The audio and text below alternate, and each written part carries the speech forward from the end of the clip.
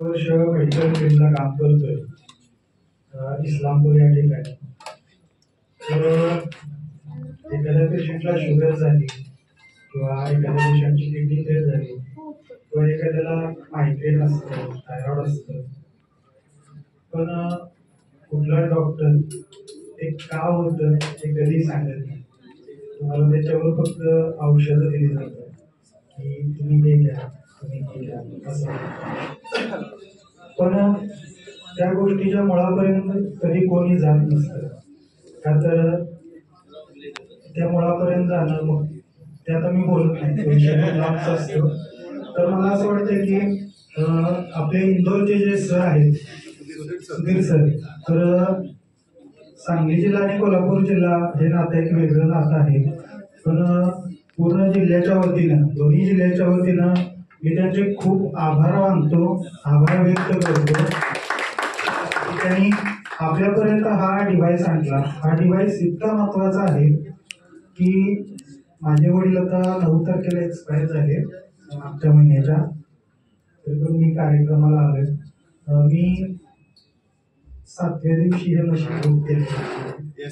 का तर मी माझ्या वडिलांचा त्रास बघितला, त्यांना किडनी फेल्युअरचा त्रास होता. आता मी स्वतः मेडिकल फील्डमध्ये असल्यामुळं मी ते सगळं घरी करायचो, कधी हॉस्पिटलमध्ये नेऊन करायचो. पण एका पेशंटच्या वेदना काय असतात हे जेव्हा घरी पेशंट असतो तेव्हा त्या व्यक्तीलाच ते माहीत असतं की पूर्ण घर त्याचं टेन्शनमध्ये असतं. टेन्शनमध्ये म्हणजे पूर्ण पैशापासून, खाण्यापासून, त्याचे ऍडमिट होण्याची व्यवस्था, त्याचं जेवण कोण घेऊन जाणार, मागच्या घरची परिस्थिती काय, म्हणजे हे सगळं खूप भयानक आहे. इतकं भयानक आहे की ते आम्ही रोज बघतो. रोज आमच्याकडे लोक येतात, आम्ही त्यांना ऍडमिट करत असतो, काही एक्सपायर होतात. हे सगळं चित्र आमच्या समोर भयानक असं आम्हाला दिसतं. आज मी गेली 15 वर्ष प्रॅक्टिस करतोय. मी माझ्या समोर खूप लोक एक्सपायर झालेली बघितली.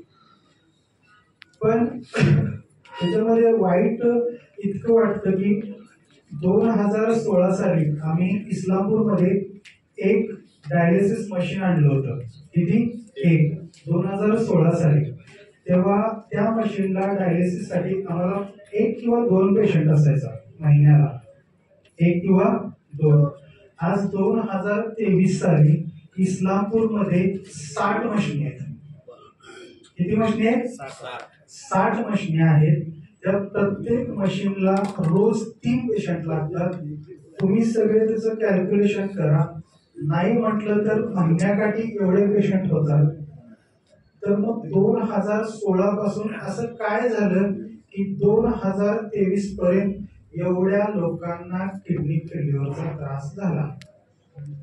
त्याचा रिझन काय आहे?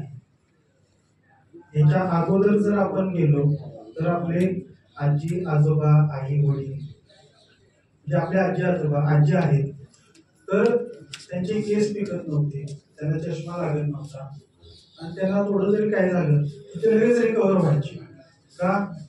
तर आपण म्हणतो की त्यांनी जुनं खाल्लं. ते जुनं खात होते.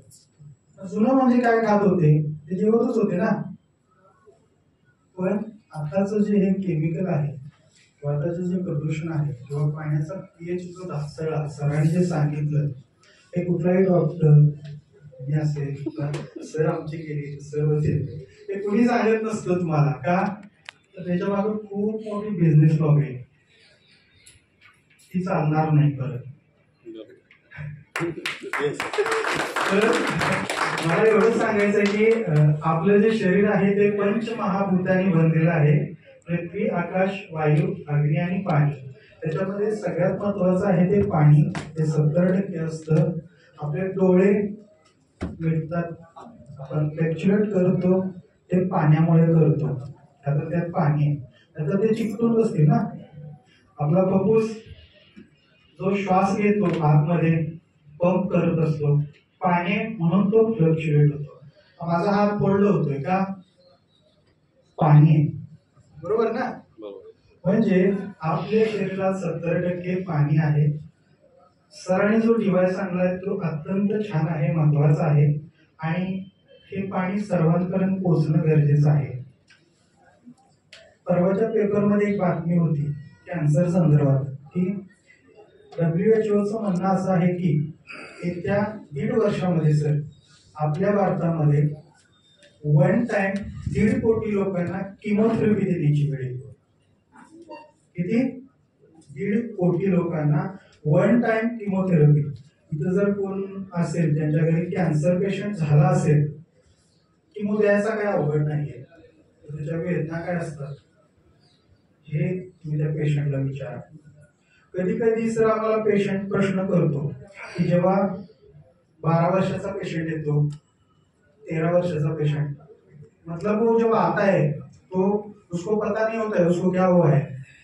हम जब उसका डायग्नोस करते हैं कि अभी तुझे डायलिसिस पे लेना पड़ेगा, तो वो बोलता है ठीक है मैं अच्छा होने वाला हूँ, लेकिन उसको कभी भी पता नहीं होता है कि वो आप कभी भी अच्छा नहीं हो सकता है लाइफ में. लेकिन फिर 1 साल जाता है, डेढ़ साल जाता है, तो फिर वो पूछता है कि सर मैं अभी अच्छा कब होगा, मैं अच्छा कब होगा. लेकिन हम बोलते नहीं तू होगा तू होगा, तो फिर उसको समझ में आता है धीरे धीरे कि मैं कभी अच्छा होने वाला. तो फिर वो भगवान से भी पूछता है और हमसे भी कभी कभी पूछता है कि सर मैंने ऐसा क्या कर दिया कि भगवान ने मुझे इस स्टेज पे लाके खड़ा कर दिया.